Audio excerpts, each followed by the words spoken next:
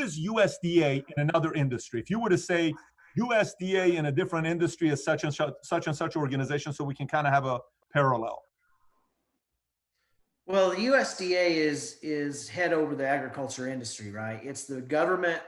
Is that like SEC for financial? Correct. That's correct. And are they politically driven or not at all? Well, they're not supposed to be politically driven, but the fruits of their labor has showed that they are a bit politically driven. You know, we have screamed and yelled for mandatory country of origin labeling, and they have gone against us. We have screamed and yelled on August 19th, 2019. There was a fire in a packing facility, a Tyson meat packing plant in Southwest Kansas. It decimated our markets overnight. Overnight, we were in trouble.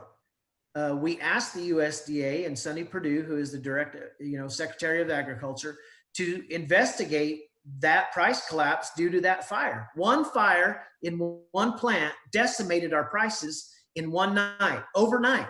And we asked for those investigations to take place. And until we, the independent producers, put pressure on Sonny Perdue, the Secretary of Agriculture, and the United States Department of Agriculture, nothing happened. There was no action.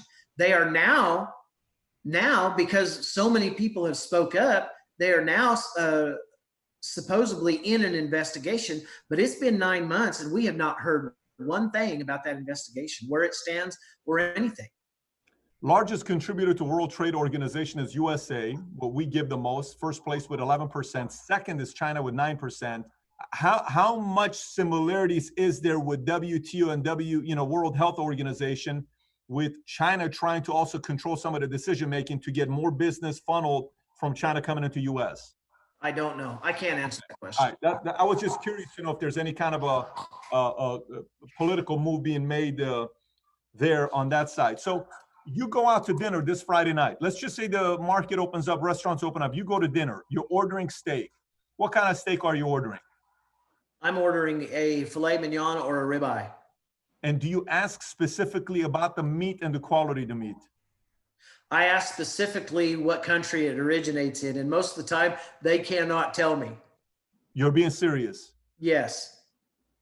Wow. And if they can't tell you, what do they say? They say, I don't know. Most of those good cuts, hopefully, are, let's take, for example, you go to a high-end steakhouse in Fort Worth. That's going to be American beef.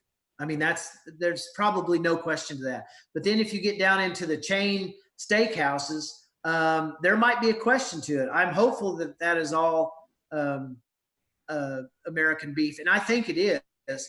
But then when you go, let's say you're ordering a hamburger from McDonald's, likely it's not American beef. You're not in, let's just say you're not in your world. You're just an advisor to people that want to eat healthy Yes. meat. You want to educate them to ask the right questions. What questions should we be asking as consumers? Well, I think the consumer is, if the consumer's going into a grocery store or a steakhouse, I think the first thing they should ask is, where does my meat come from? Where does this beef come from? I think that is so important because it creates liberty for the consumer. People often say, we don't want the government getting in on our beef industry. Okay. Well, we are already taxed $1 per head. Every time we sell an animal, we have to give the government $1, okay, per head. We have requirements. They're trying to implement what they call the radio frequency identification system into the beef industry. That's government involvement. But the difference is mandatory cool becomes a liberty issue because it's a law that provides freedom and liberty to the consumer to make a choice. That we've created law from the beginning of our country to enable the consumer to have choice, right? So that's a good law. But these other laws that they want to implement, such as the beef checkoff, is the $1 tax. That's taxation without representation, as far as I'm concerned. Radio frequency identification tags in these cattle, what that is a chip that goes into the cow. They want to know about it from birth to plate. That actually inhibits liberty and freedom to the producer because it's a private property rights issue, right? So they want to know everything you're doing. Well, in America, we're supposed to be able to produce how we see fit, and let the consumer take that choice out, move that choice down the chain. Very, very interesting. So last question here before I go to a comparison I'll make and then we'll wrap up is, say you leave the business. Let's say you leave the business. You're not in the business anymore. And there's a couple 100,000 other people that also leave the business. Where do they go to? What do they do next? I don't know. You seriously don't know? No. A guy like me, I can get a job somewhere. You know, it's not the job you're going to want, but we have to do things we don't want to do because we have to put food on the table for our family. And most people are like that. But what will happen is there will be a takeover of our industry. The property will become under ownership.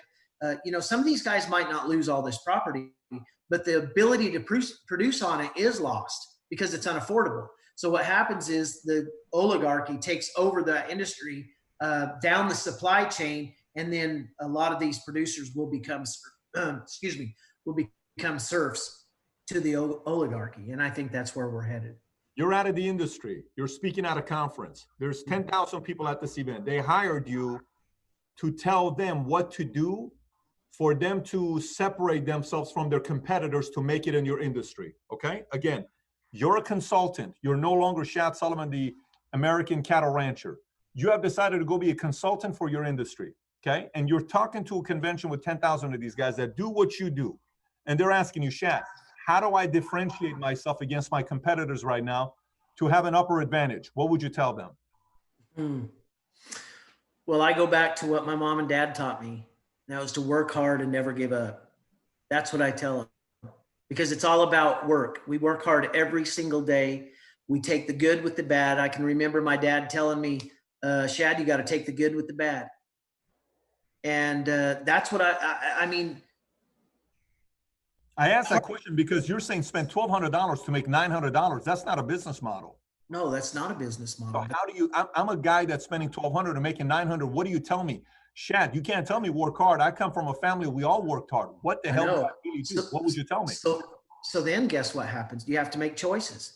You have to, you know, think outside of the box. There's a lot of people in this industry that have great minds, but I'll tell you what, a lot of this industry are two income families. I mean, the wife has had to go to work in town to pay the bills. But you see, we're losing so much money now. Used to that would work a little bit, but we're losing so much equity now that even with the second off-farm job, it's not working. So what I tell people, I would tell people, you got to work, you got to have faith, and you never give up. You never give up. There are smart people in this industry, incredibly smart people. They're innovative. That's why we have the best product in the world. These people are innovative.